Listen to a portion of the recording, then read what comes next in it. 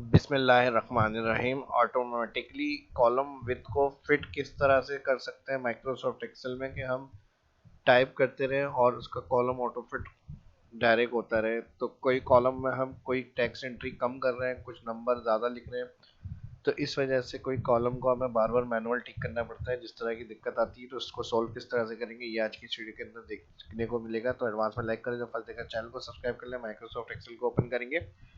Column with की अगर हम बात करें तो कॉलम विथ हम यहाँ से सिलेक्ट करते हैं और 8.43 ये लिखी हुई आ गई डिफॉल्ट। इसको अगर हम राइट की तरफ बढ़ाते हैं तो ये कॉलम विथ बढ़ रही है और ऊपर जहाँ मेरा माउस पॉइंटर है वहाँ नंबर ऑफ वैल्यू भी आ रही है लिखी हुई। तो इसको अगर हम अरेंज कर रहे हैं तो इस तरह से हम एक कॉलम को बड़ा कर सकते हैं। इसी तरह किसी कॉलम को हमें कम करना है तो इस तरह से हम कम कर सकते हैं।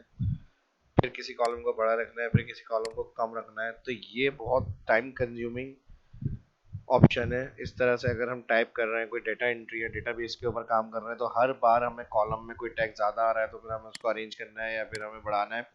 तो हम ये चाह रहे हैं कि ऑटो फिट हो जाए, यानी हमें इस तरह से मैनुअल क्लिक करके अरेंज ना करना पड़े।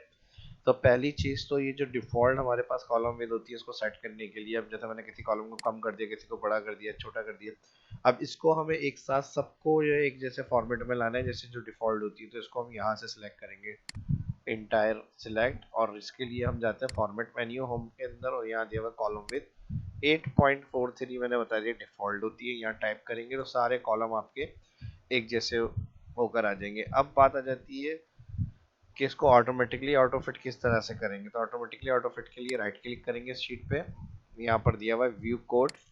व्यू कोड में यहाँ पर हम जाएंगे और वर्कशीट सिलेक्ट करेंगे। ठीक है जी, ड्रॉप डाउन आ रहा है जर्नल, इधर से जाके वर्कशीट सिलेक्ट और यहाँ पर आप टाइप करेंगे sales dot entire column dot auto. अब जैसे ए लिखेंगे यू तो ए आने वाले कैटेगरीज के नाम, इसमें से जो हमें अभी सिलेक्ट करना है हमें चाहिए वो ऑटो फिट चाहिए। तो यहाँ पे आप डाउन एरो से उसके ऊपर आएंगे, डाउन एरो से ऑटो फिट पे सिलेक्शन को लाएंगे और टैप प्रेस कर देंगे कीबोर्ड से, तो ये लिखा हुआ आ जाएगा। ठीक है जी, ऑटो फिट। बस ये आपको जो एक छोटा सा कोड लिखना है और माइक्रोसॉफ्ट एक्सेल की फाइल को सेव एज करना है मैक्रो इनेबल वर्कबुक फॉर्मेट के अंदर। तो अभी जो स्टार्टिंग में मैंने दिक्कत बताई है वो अब मसला हमारा हल हो जाएगा। इसके लिए अब हम बैक करेंगे यहाँ से व्यू माइक्रोसॉफ्ट एक्सेल, और व्यू माइक्रोसॉफ्ट एक्सेल के अंदर जो भी आपका डेटा एंट्री करनी है, आपको कोई कॉलम में टैक्स या नंबर ज़्यादा लिखने हैं और किसी कॉलम में कम लिखने हैं, तो उस हिसाब से ऑटोमेटिकली ये जो कोड बताया है मैंने ये कॉलम अरेंज करेगा आपके। अब जैसे मैंने सीरियल की शीट बनाने के लिए सीरियल नंबर का कॉलम बनाया, SN लिख के टैप प्रेस करा तो ऑटो फिट ये जो हो गया सीरियल नंबर का कॉलम उस हिसाब से फिट हो गया। उसके बाद नेक्स्ट डिटेल मैंने डिस्क्रिप्शन एंड डिटेल इस तरह से, यानी मैंने कोई टेक्स्ट बड़ा लिख दिया, इसमें तफसील से सारे ऑप्शंस देने, टैप प्रेस, ये ऑटो फिट देखें बड़ा हो गया।